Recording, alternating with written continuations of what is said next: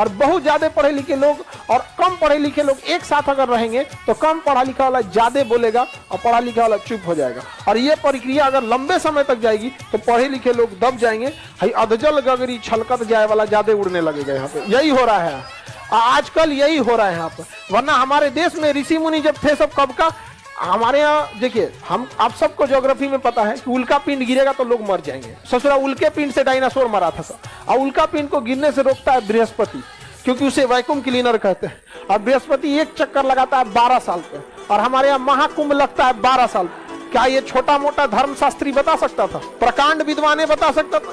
तो पहले हमारे यहाँ प्रकांड विद्वान होते थे, एक से एक ऋषि मुनि होते थे। और हमेशा नीतीश कुमार पर यह आरोप लगता है, जो बीजेपी के साथ चले जाते हैं तो आरजेडी आरोप लगाती है कि पलट गए, और जब वो आरजेडी के साथ आ जाते हैं तो बीजेपी आरोप लगाती है पलट गया। भाई तो तुम लोग को क्या गरज रहता है सटले बिना? वो इतना खराब है तो काहे आते? हाँ, जब तुम थे तो ठीक और दूसरा हो तो गलत, मीठा मीठा हाँ हाँ, तीता तीता ना। तो हमको किसी से, हमको सब कंफ्यूज में रहता है लोग, कौन पार्टी क्या है। हमारा पार्टी विद्यार्थी है सब। हमारा पार्टी कौन है? आप लोग हैं भैया यहाँ पे, हमको क्या मतलब है।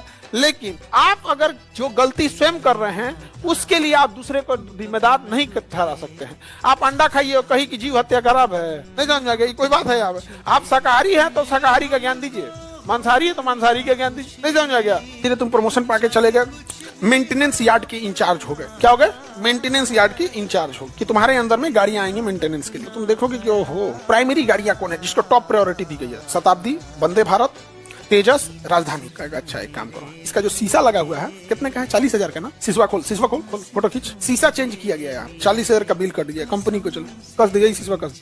वही शीशा क्या कर देगा? कस देगा। कंपनी को कहाँ चला जाएगा 40,000? कंपनी बिल दे देगी कि हमने एक नया शीशा दिया। 40,000 में 10,000 कौन रख लिया? कंपनी। 30,000 में आईएएस अधिकारी यूपीएससी में 3 पन्ना का निबंध लिख के आया था, भ्रष्टाचार को कैसे कम किया जाता है। तुमको क्या लगता है ये जो तुम देखते हो कि ये घोटाला हो गया, ये घोटाला हो गया ना, ये करप्शन का मेन हिस्सा नहीं है। ये वो करप्शन है जो दिख जाता है, दिखेगा। तो ये जो घोटाले हैं ना, ये बाहर से दिख जाते हैं, असली करप्शन तो नीचे होता है। अपने यहाँ का सबसे बड़ा प्रॉब्लम इंडिया में क्या है कि एक व्यक्ति जिसे देश के बारे में सोचना चाहिए, जिसे विकास के बारे में सोचना चाहिए, वो इतने दलदल में फंसा है कि वो केवल अपने परिवार के बारे में सोचते सोचते उसकी पूरी जिंदगी खत्म हो जाती है। बच्चे को क्या पढ़ाएं, खाना क्या खाना होगा, बेटी को दहेज देना है, बूढ़े माँ बाप का इलाज करना है। तो हमारे देश में लोग पूरी जिंदगी इसी में उलझ के रह जाते हैं, क्योंकि फिर देश उन्हें राशन कार्ड पे 5 किलो भात बात करने के लिए भात में उलझे हम लोग। समझ में आ गया कि नहीं आ गया? तो बताइए, हमारे यहाँ तो इसी सब में हम लोग क्या है, उलझ गए।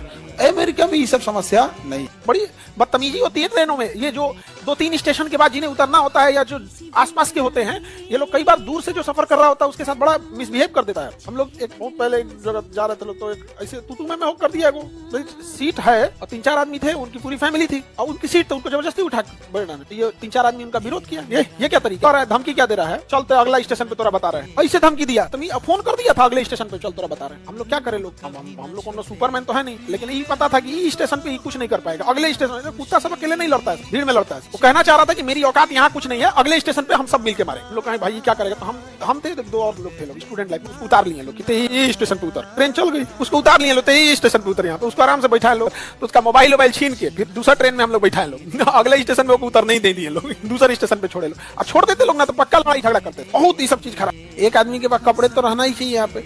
अगर कपड़ा ठीक ठाक है, प्रॉस्पेरिटी है, पैसा वैसा है, तो कपड़ा कभी भी ले लेता है। लेकिन गरीबी का आलम यह है कि त्योहार के अलावे फिर कपड़ा खरीदाता नहीं है। अगर खरीदा रहा है कपड़ा तो त्योहार के। कोई किसी को दे दिया कहीं लो एगो कपड़ा सिवा लिया, तो या कहीं नहीं नानी उन्नी घर चल जाए तो मिल जाता है। तो गरीबी का आलम भारत में ये है ना कि माँ उसको छुपा देती है कपड़ों को। बाबू 1.5 महीना बाद छठ है, छठ में पहन। ये है हमारे यहाँ गरीब। अगर पास से गरीबी को देखिएगा ना तो सबसे बेरहम आपको ऊपर वाला लगेगा, सबसे बेरहम। अजीब अजीब इंसान, छोटे छोटे बच्चों को ठंडी में रुला देगा। छोटे बच्चे एकदम देखिएगा जहाँ तहाँ रहेंगे। हमारे स्कूल में एक ही एग्जाम की ज्यादा वैल्यू है जो फाइनल एग्जाम होता है, मार्च में जो होता है, फरवरी मार्च। बच्चे को जून में असाइनमेंट मिलता है, उसके गार्जियन उसको नहीं देख रहे हैं। वो जब छुट्टी खत्म होने वाली रहेगी तो लास्ट के 1 हफ्ते में बैठ के पूरा करेगा, पहुंच के रख देगा। स्कूल में जाएगा, स्कूल में जाने के बाद उसको याद आएगा कि होमवर्क क्या मिला था, HW। उसे सख्ती से चेक नहीं होगा, चेक भी हो गया तो किसी दिन पिटाएगा, किसी दिन बच जाएगा। जो हाफ ईयरली एग्जाम होता है उसमें उतना सीरियस नहीं होगा। सीरियस कब होगा? जब उसका एडमिट कार्ड आ जाएगा तब वो पढ़ेगा। और ये आदत उसने 15 साल तक किया, नर्सरी से ग्रेजुएशन तक। और यही समय होता है सीखने का। 15 साल तक उसके दिमाग में ये चीज बैठ गया है, कोई काम लास्ट टाइम पे किया जाए। जाता है। अब जब वो समाज में आएगा एक व्यक्ति बन के, हर काम को लास्ट मोमेंट पे करेगा, कोई काम वो करेगा तो लास्ट मोमेंट पे, और लास्ट मोमेंट में खराब हो जाएगा। तैयारी कभी एक सेगमेंट वाइज नहीं होगी यहाँ पे। तो हमारा एजुकेशन सिस्टम जो है ना, हमें क्या कर रहा है आप देख रहे हैं, बर्बाद हो जा रहा है। मम्मी के मगरमच्छ है सर, सही बात है।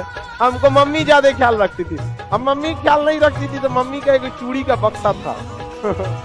वो बक्सवा खोलेंगे तो में 2 गो लकड़ी रहता है और उसी लकड़िया में चूड़ी पहनाया रहता है।